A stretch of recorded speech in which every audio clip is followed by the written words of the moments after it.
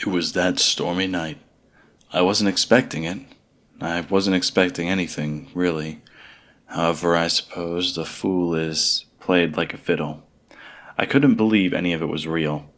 I looked into her eyes once more, those cold, lifeless eyes that had once deceived me, that had once made me feel wanted. I looked down, the red liquid oozing out from the holes in my belly, the cold steel impaling my stomach, the sharp spiking pain, the sensory overload. I fell back, the steel leaving my body, the blood spurting out. I lay there, on the floor, my final moments, pondering whether anything was truly worth it, in the end.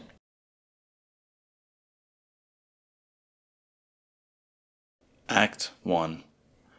I, Ichigo, live on an island between Australia and Japan, one not known by many, making it even more suburban than it already is.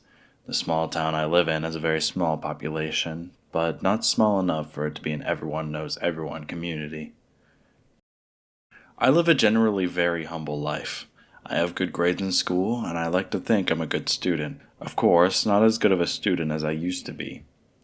When I was young, I was so much more popular, and so much more dedicated to school, too. That was, however, when I was in middle school. Now I'm in my last year of high school, and the one friend I'm usually with has been pretty busy lately, so I never see him anymore. All the other good friends I had also moved away, their parents looking for better jobs. Most specifically among those who moved is Mayuki, who I used to have a crush on in middle school, though before I acted on my feelings, she moved away. And those feelings I once had for her are nearly all gone, especially when we haven't been able to keep in touch all these years. My parents didn't give me a phone till a couple years ago.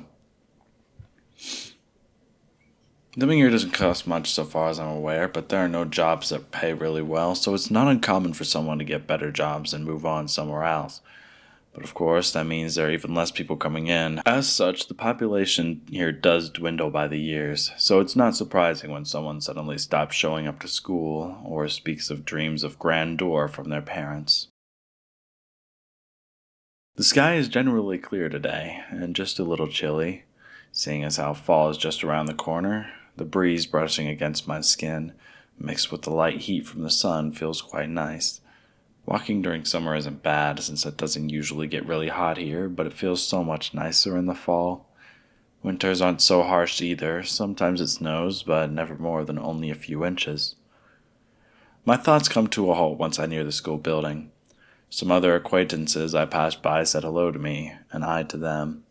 I make my way through the school hallways, lit only by sunlight or dim lights where there are no windows, with my destination being the back of the building where my class is.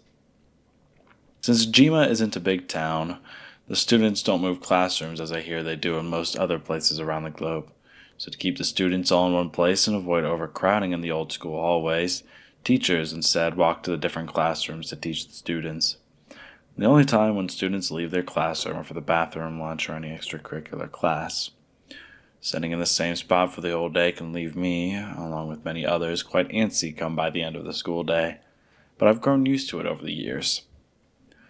I take my seat, which, when looking toward the front of the room, is in the back of left of the classroom. Not all the way in the back, though, and unfortunately not against a window to look out of. It makes the day all the more boring and monotonous, but that, too, I have grown used to. However, today a feeling lies deep within my chest, the desire to break free from that monotony. There's no way a chance will present itself to me today, and in what form would it even come in on such a small island, I tell myself. That feeling persists no matter how much I tell it to go away. I change my line of thought, hoping to distract myself from this feeling. What will I do after I finish high school? I ask myself. That question does come with its own anxiety, for I don't know what I want to do beyond school.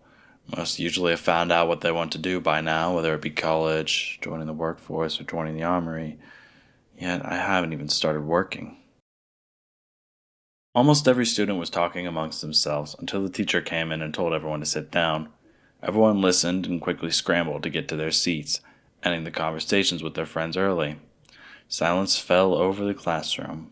Not even the teacher spoke. Instead, she looked to her left, at the classroom door. She motioned in the direction for someone to come in. Whoever the teacher motioned to peers their head around the corner, taking a look inside the room. It was hard to make out any facial features, with their long, black hair in the way and with so many other people's heads blocking my view. But once the person had finished observing the room, they walked in. Once they got closer to the front center of the classroom, it became easy to make out their features.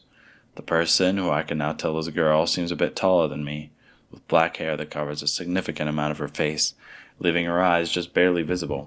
Her eyes are a very deep red, with bags under them.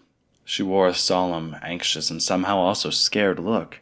She looked around the room, shaking a little.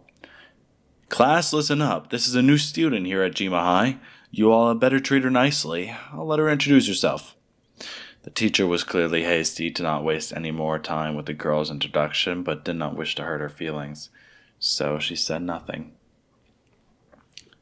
"Hello, my name is Toru." She freezes up there at the front of the classroom, with everyone's unknowingly judgeful eyes glaring at her.